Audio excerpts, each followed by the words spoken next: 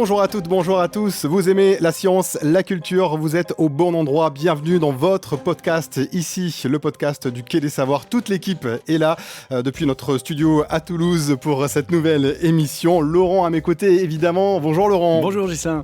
On va détailler donc le programme de ce podcast. Marlène viendra nous parler aujourd'hui de Fab Lab et autres makerspace, ces endroits où l'innovation se crée. C'est l'essence même du Quai des Savoirs. Exactement. Penser avec ses mains. Elle recevra Olivier Hague de l'association Combustible. Et Marlène et lui parleront donc de Fab Lab, parleront de maker, de bricolage, de culture du numérique, de l'open source, etc., etc. Ils évoqueront aussi les actions de terrain qui sont menées auprès du public adolescent. Quand la mort donne envie, c'est le sujet de Mariette dans Vue sur le web. Elle a repéré pour nous un blog qui est loin d'être morbide. Oui, ni macabre ni paranormal, Mariette a débusqué un blog qui parle de la mort sous un angle scientifique, figurez-vous. Et on démarre tout de suite avec l'actu de notre chaîne YouTube. Mais je verrais très bien des lampes dont la lumière elle serait absolument invisible et par exemple les chaussées revêtues d'un enduit fluorescent, on aurait là toutes les conditions d'uniformité. Bien sûr, il y a le problème de la neige, mais comme les rues seront chauffées à ce moment-là, il n'y aura donc pas de neige ni de gel. Ah, c'est toujours intéressant de parler de l'an 2000, surtout quand on se plonge dans les années 60-70. C'était assez merveilleux. Alors aujourd'hui, l'an 2000, on l'a dépassé, mais on a toujours envie de réinventer l'éclairage urbain, Ghislain. Et c'est ça le sujet du plateau débat qu'on a organisé au Quai des Savoirs à l'occasion de l'expo Luminopolis. Comme l'éclairage urbain devient un des axes centraux de la ville du futur, la célèbre ville intelligente, la Smart City, qui est en cours de développement dans toutes les grandes métropoles mondiales, et notamment à Toulouse. C'est donc cette vidéo qu'on vous propose, c'est l'enregistrement d'une discussion en public avec Joël Laverne, qui est responsable de l'éclairage public de la ville de Toulouse, et Yves Le Hénat, fondateur et président de la start-up Kawantech, créée en 2011, qui équipe un nombre croissant de lampadaires à Toulouse et dans d'autres villes du monde. Alors si vous voulez de belles histoires d'innovation, des success stories comme on dit, et en savoir plus sur les villes de demain, c'est la vidéo à ne pas manquer. Merci de nous avoir éclairés sur l'actu de la chaîne YouTube du Quai des Savoirs. Merci beaucoup Laurent. Et un conseil évidemment, abonnez-vous à notre chaîne pour recevoir directement les vidéos et les podcasts que nous publions. Vue sur le web, le rendez-vous de Mariette. Bonjour Mariette. Bonjour Gislain.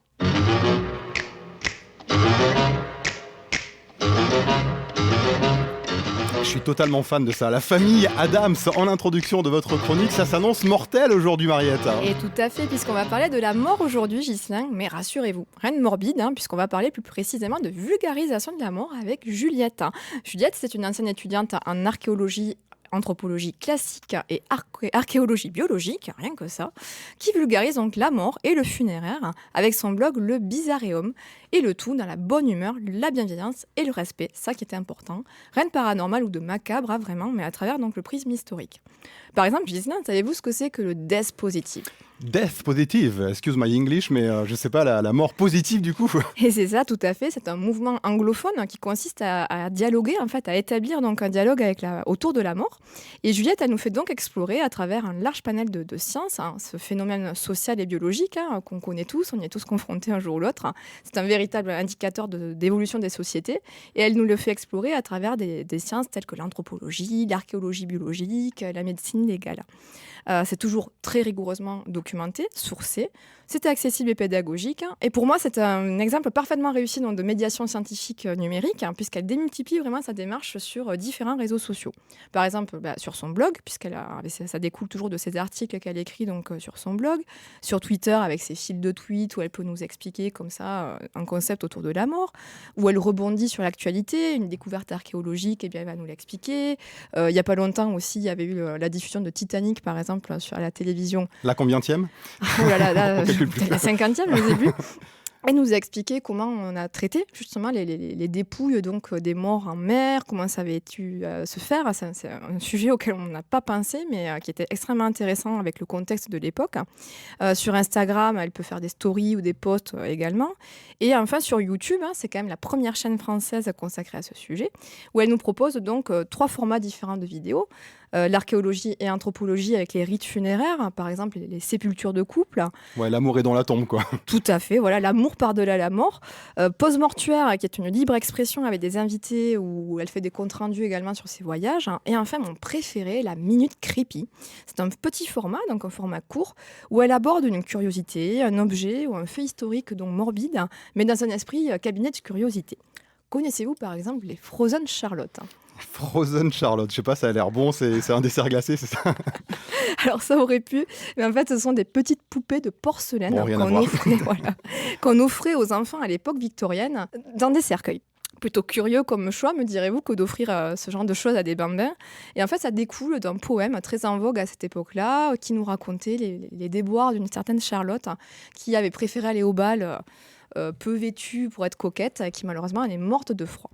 Pour découvrir d'autres curiosités de ce type, telles que les photographies post-mortem, les bijoux en cheveux victoriens ou le médaillon du bourreau, rendez-vous donc sur le Bizarréum, car comme elle le dit elle-même, une tâche non aisée mais possible que de vulgariser le sujet de la grande faucheuse. Ta-da-na-na.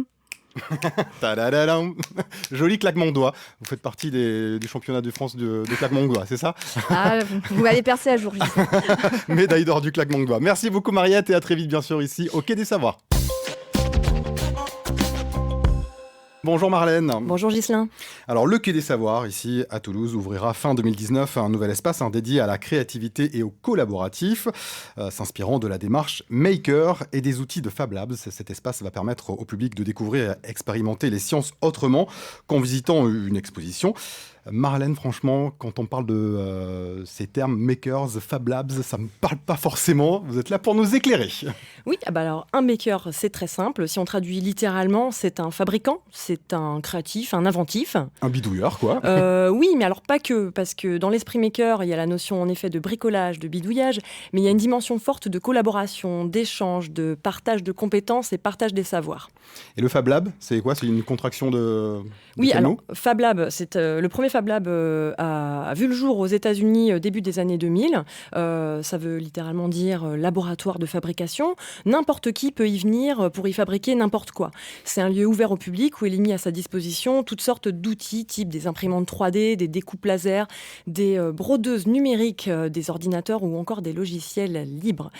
Aujourd'hui, on compte plusieurs centaines d'ateliers de ce type, d'ateliers collectifs de fabrication en France. Et donc, le Quai, ici à Toulouse, va ouvrir un Fab Lab. Alors, pas vraiment un Fab Lab, plutôt un espace qui s'appuiera sur la philosophie des Fab Labs. Alors, pas un Fab Lab parce que ce ne sera pas un espace ouvert. Les gens n'y viendront pas avec leurs propres projets. Par contre, philosophie Fab Lab parce que ce sera un espace où on proposera des ateliers à destination plutôt des jeunes et où ils pourront apprendre et se questionner collectivement en manipulant, en expérimentant, en créant et tout en utilisant les outils classiquement retrouvés en Fab Lab. Donc, au lieu de venir au Quai découvrir les sciences en visitant une exposition, ils pourront donc découvrir les sciences vraiment en faisant. Oui, c'est complètement ça. Et c'est pas vraiment nouveau. En 2011, 6 centres de sciences en France se sont regroupés et ont monté un projet qui s'appelait InMedia. Et ils ont tous travaillé ensemble à la création de Fab Lab au sein de leur structure. Alors, au sein de leur structure in situ ou alors en itinérance. Par exemple, le premier Fab Lab à ouvrir en centre de sciences, c'était à la Casemate en 2012 à Grenoble. Et ici, plus localement, Sciences Animation a monté un Fab Lab itinérant dans son propulseur.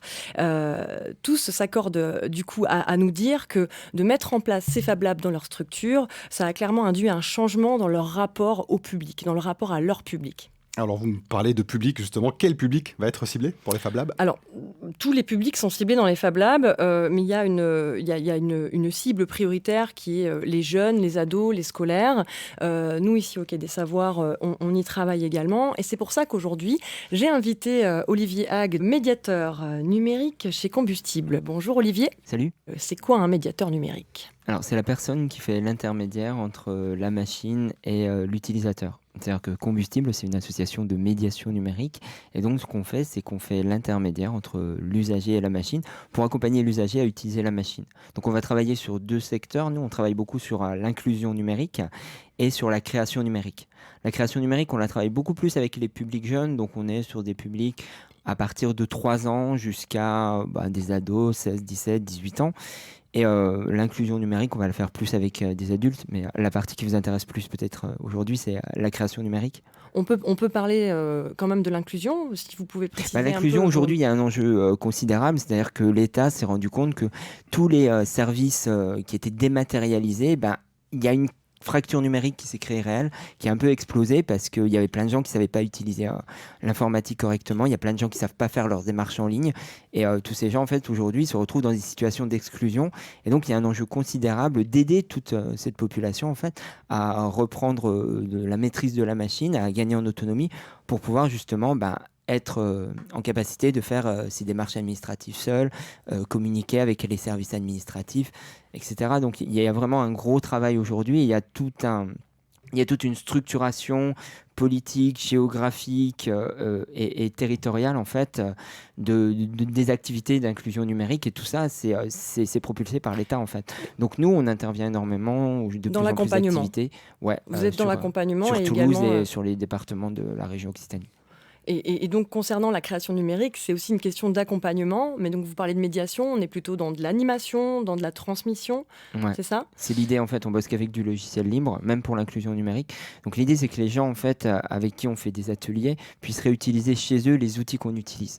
Partie logiciel, partie ordinateur, partie création. Et après, on a tout un tas d'outils qu'on va retrouver dans des makerspaces, dans des Fab Labs, qui sont des imprimantes 3D, des coupes laser, plotteurs de découpe, cartes électroniques programmables, Arduino, des petits robots aussi programmables. Donc on va être comme ça dans une initiation sur plein de domaines de la création numérique. Ça va être l'impression 3D, la découpe numérique, l'électronique, la robotique, la réalité augmentée.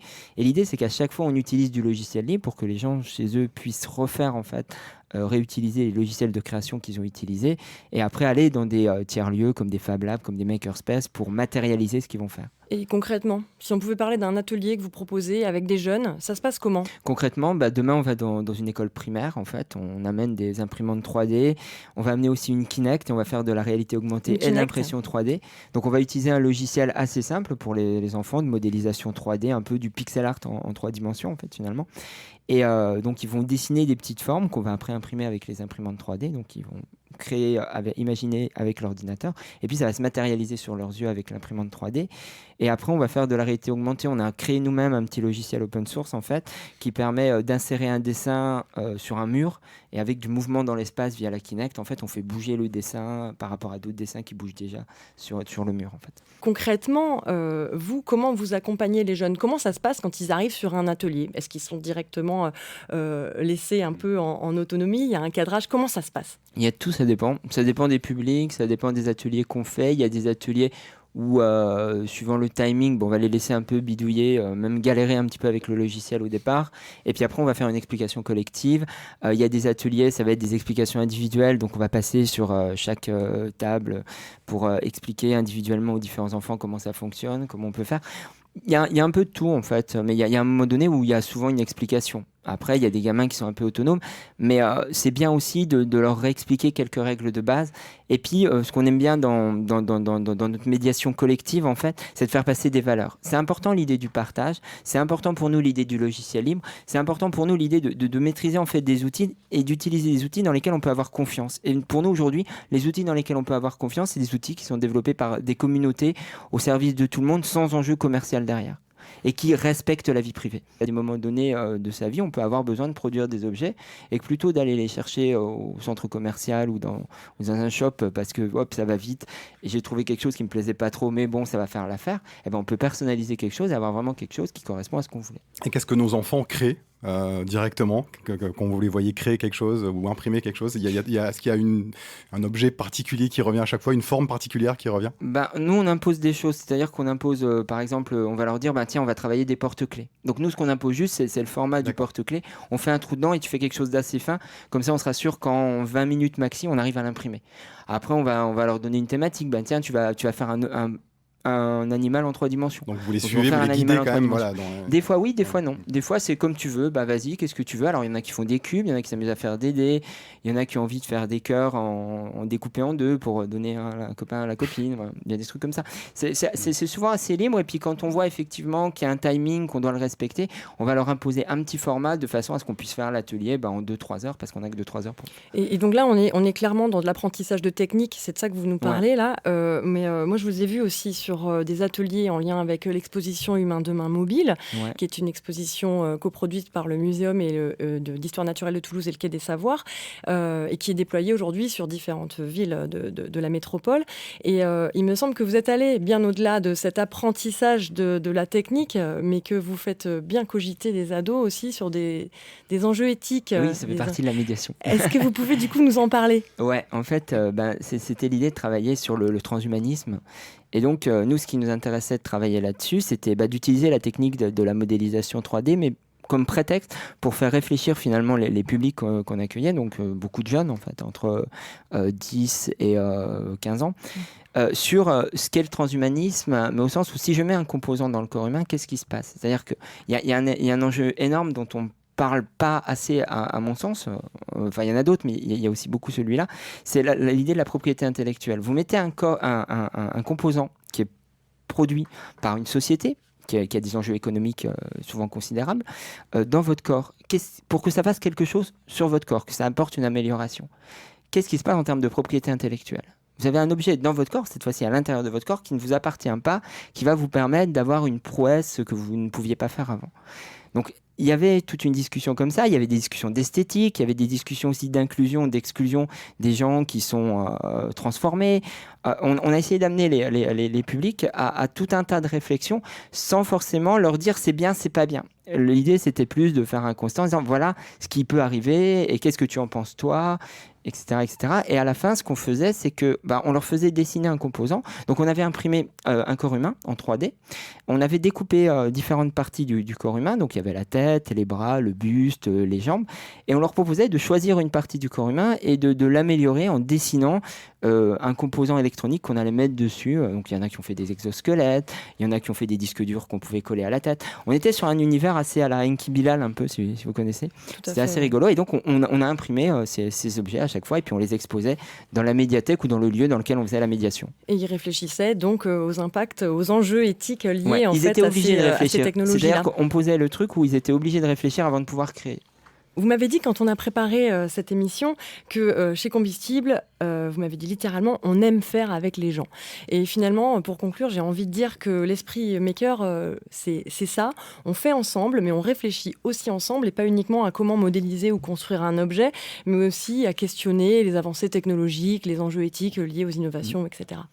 Donc merci Olivier. Avec plaisir. Si vous voulez aller plus loin, rendez-vous sur le site combustible.fr. Et je vous invite également à lire la lettre de l'OSIM 177 de juin 2018 qui questionnait l'impact des Fab Labs dans le domaine de la culture scientifique et technique. Et puis moi, je vous propose un rendez-vous d'ici fin 2019 pour un prochain podcast où on évoquera l'ouverture du futur espace maker du Quai des Savoirs en octobre. Merci beaucoup Marlène, rendez-vous en octobre. Ne me mettez pas de disque dur dans le cerveau s'il vous plaît, rassurez-moi. Octobre 2019 évidemment. À très vite depuis le podcast ici au Quai des Savoirs.